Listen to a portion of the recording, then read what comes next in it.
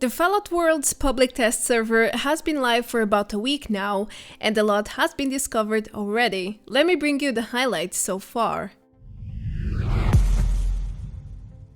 Hello everyone, welcome back to another Fallout 76 video. It's news time, today exclusively dedicated to the ongoing public test server, with brand new content coming with patches 29 and 30. Now, the main highlight of both patches is clearly the Fallout Worlds, a new game mode with dozens of settings to customize the way you want to experience 76. I already covered this system in another video, so if you want to know how it works, facts, rules, and so on, feel free to check it out. Anyhow, there's plenty more coming besides Fallout Worlds, such as the second expansion for daily operations, a new season filled with new rewards, lots of new items, and even hacked weapons are now partially fixed. Wow, this one got me very surprised, in a good way. Well then, let's dive right into the details, shall we?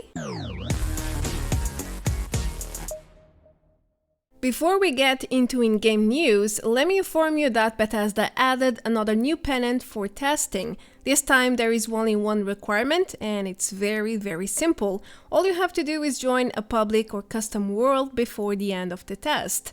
It couldn't be easier, right? Now, they only announced this a few days after the Fallout Worlds PTS went live, so there is a chance you may have missed it or not be aware of it yet. Some players even thought there would be no new pennants this time, but there is one at least. It's just the entry doesn't seem to be part of the game files at this current time, so sadly there is no visual yet. But don't worry, there should be one very soon. Okay, so Fallout First members are the only ones able to test part of the new Fallout Worlds system, and that's because custom worlds can only be created by Fallout First members. However, not all Fallout First members are at the same level, it seems like. After all, only the ones with their subscriptions active through Bethesda's client are able to access this new private game mode. Yeah, everyone who has First on Steam, for example, is not able to access custom worlds, and that's really unfair because it's the same membership, it's the same price, so why are some being treated differently depending on their platform of choice? Well, if it makes you feel better, I do have the answer. The live servers and the test servers are not structured the same exact way when it comes to their network systems. I don't think their Steam integration extends to the public test servers, at least not yet, and that's the main issue. Anyway, the community manager Volseek already confirmed that custom rules are logged to Bethesda.net accounts for the time being. He also said they have been trying to connect Steam memberships to allow Fallout First members to access and test custom worlds as they are supposed to. Still, there is no estimated time of arrival for this feature or any further details. So yeah, I'm not sure Fallout First members on Steam will be able to access this part of the Fallout Worlds anytime soon, which is a huge disappointment in terms of equality and a missed opportunity for Bethesda here, because it's not like there are a lot of testers to begin with, and to limit such a huge feature to just a part of all First members, that's a really small percentage of people who can actually create their own custom worlds and provide feedback. In my view, they should open custom worlds to everyone, Fallout First or not, anyone who wishes to test it. It's supposed to allow everyone to test everything there, not just a percentage or some part. Anyway, let's wait and see how this develops. Now, let's move on to the great stuff, shall we? Season 6, it's starting in September, probably at the very end of the month, judging on how Season 5 started on July 7, and Season 4 lasted about 3 months, like the previous ones. But let's see, there is no release date yet. However, we do have an image of the upcoming Season 6 Scoreboard, which looks like this. It's fully dedicated to the Unstoppables in-game comics, which is probably one of the richest comics in the entire Fallout franchise. This scoreboard is organized in a very different way than all the other seasons we had to date. The scoreboard itself is shaped as an hexagon, and each of the 6 parts represents an unstoppable hero, such as the popular Mistress of Mysteries, the Grognak Barbarian, the Silver Shroud, the Manta Man, and even the Inspector. There are also a few villains not as well known, such as Samurai, Pyramid, and Cataracts. As for each reward, well, the in-game scoreboard is not live yet. It's still a black screen, so it's not yet clear what can you get and at which rank.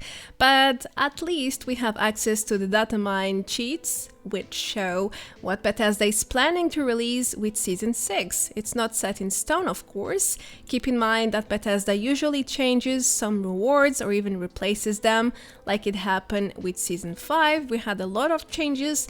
We also didn't have Fallout First rewards at first, and then later they added them. But for now, this is what we have. If nothing changes, this will be a costume-heavy season, which makes sense. It's about heroes and villains after all. There's plenty of new masks, outfits, posters, wallpapers, player icons, and power armor skins as usual. However, I think the highlights are the upcoming light allies, Daphne and Mole, which will introduce a brand new ally feature. I will talk about this in another video though. Keep the suspense alive. To conclude this point, there are also a few weapon skins, poses, and flair on the way. When it comes to Fallout First rewards, it's still too early to talk about that, so let's keep moving. Next, I have some really great news to share with you. It seems like a lot of hacked weapons are no more with the upcoming update. I'm serious. Let me explain though. The Nuclear Winter mode is shutting down in September, and with it, all the exclusive items will be disabled as well.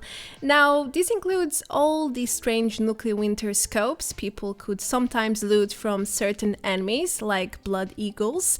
It's a bug and it's clearly not intended, but it has been happening for a very long time in Adventure mode. Anyway, in the game files, most Nuclear Winter scopes are now changed into invalid entries, which translates into invalid mods in-game as well, just like the screenshot sent by a friend. Needless to say that invalid mods will not provide any effects or bonuses. But hold on guys, there's more. According to the data miner Mapex, Bethesda also turned most Nuclear Winter weapons into invalid entries, which were being used as a base to create Frankenstein hacked weapons of all kinds. In other words, some hacked weapons will be neutralized once this new update goes live, and that's great news. Now, this doesn't mean that all hacked weapons or even those using Nuclear Winter scopes will be gone all at once. There are certainly some left. In fact, there are a few Nuclear Winter scopes that are still active for whatever reason. They weren't disabled yet. But this is definitely a start. I would risk to say that hacked weapons are now partially fixed, but I think it's a bit of a bold statement because cheaters usually find a way around fixes, so who knows, maybe they will find a way to reactivate such entries somehow. Hopefully not, but only time will tell, I guess. If it happens, it wouldn't surprise me, but again, I hope it doesn't. Another huge part of Update 30 is going to be about daily operations. The second expansion is introducing 3 new existing locations, the Arctos Pharma Biome, the Watoga High School, and the Uncanny Caverns. Bethesda also added a new type of enemies, the Communists, which used to be an endangered species before. Now not so much. However, the highlight with this expansion is definitely about the mutations. Bethesda is adding a new system for the weekends where daily ops will become more challenging, but it will also offer better rewards. Yep, if you beat double mutation ops, you will earn double experience, double currency rewards, and earn up to 6 legendary cores per day. To raise the difficulty, they created a double mutation concept, which basically merges 2 existing mutations at once, generating a total of 8 new mutations, which in the end are not exactly new, they are just existing mutations working 2 at once, but hey, it definitely does the job. It's way more challenging, that's for sure, especially because they also changed, fixed, and boosted some of the existing mutations, so there's that too. For example, exploding enemies can now damage 20% of your HP while ignoring all your defenses. It's a deadly weapon versus bloodied builds, I can tell you that much. Anyway, let's leave it there because I will most likely make a guide about the main changes in an overview. There are also new rare rewards, including the Arctic Armor set, the Blood Eagle Skull Lord costume, new named weapon plans, a new tube, and more.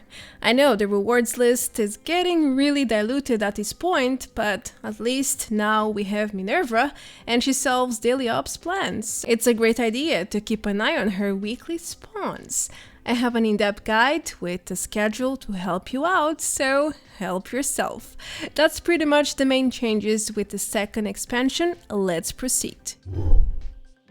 Okay, so you may or may not have seen the recently data mined robot dog. It was everywhere a few days ago on social media, which looks really adorable, by the way. Looks like this. At first, I thought this might be part of the upcoming pet system, supposed to go live later in the winter time, but that's not the case, not even close. This doggo is not going to be a pet, not at all. Instead, it's going to be a scavenger, as the data miner Sage already confirmed.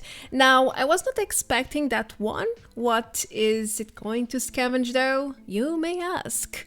Well, wouldn't you like to know? It's still a mystery to everyone because this item seems to be incomplete as we speak. There is no list for scavenging items, which is typical for every scavenging bot station. We don't even know about his pod yet. All we have is this model and the information that it's supposed to scavenge something. But who knows, maybe it will scavenge mostly bones, hunt animals, and bring you back meat or something alike. You know, something more typical or resembling a dog's behavior. Anyway, it's too early to know, so we must keep moving. If you are an Enclave fan, this one is for you. After all, the Enclave faction has never received many skins in 76 so far. Where's the love? But that could be about to change since new Enclave turrets were discovered. They also have the Atomic Shop tag attached to them, so it's only a matter of time until Bethesda releases such items. The turrets are black with the Enclave logo on the top, and as far as I understood, this is a skin with different variations, at least there are models with different weapons attached to them, so that's my best guess. Either way, these turret skins are awesome, they look very elegant and would probably look great in any camp. So even if you are not a big fan of the Enclave, this item might be a great replacement for your standard old turrets. Next, let me show you the upcoming popcorn machine, another new Atomic Shop item which is currently live for testing under appliances, but for whatever reason Bethesda enabled it without finishing it first. Yeah, the popcorn machine does not yet generate any popcorn, guys, as it's supposed to do. Hey, at least the model and animations are working fine. The corn is definitely popping, it's just not coming out. Kidding, right now there is no popcorn, the machine is not even attached to any food yet, but according to the data miners, it will eventually spawn popcorn or generate it, which is an item we don't have yet. So my best guess is that Bethesda is still developing this new food, and that's why the machine is not producing any yet. There's nothing coming out, but there is a container, it's going to have something coming out of it in its due time.